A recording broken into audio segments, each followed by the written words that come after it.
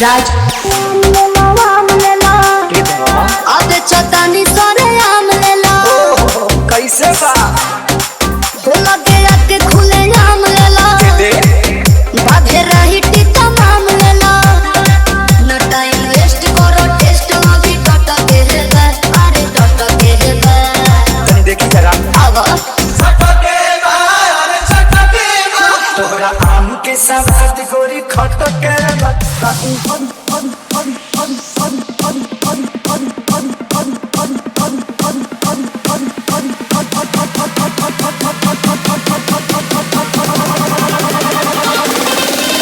Cameraman जल्दी focus करो। आम के साथ फोकस करो। फोकस करो।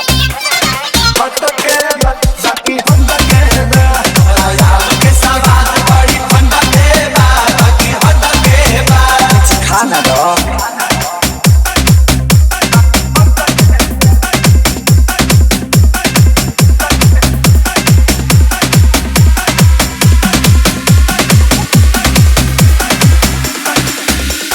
खेत खाना दानी बा बाप के बगानी बा ओहरे बगाने के आम बा लेला भर झोरा सस्ते ही दाम बा बात राइट बा एक बाइट में लोग के पता तो चलिए जाए आ? तोहरा चीज के ना कोनो जवाब बाटे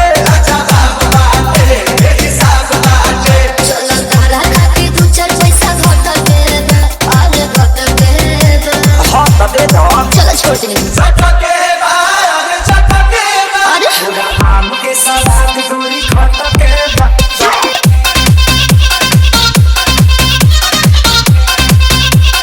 आम के साथ फोकस करो।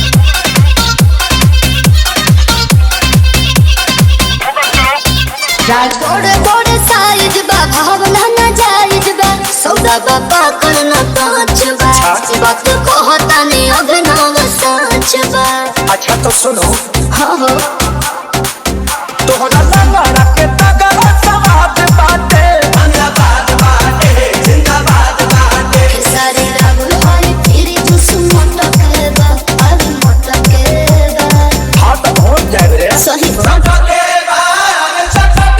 हाँ तोहरा आम के सवाद गोरी खट के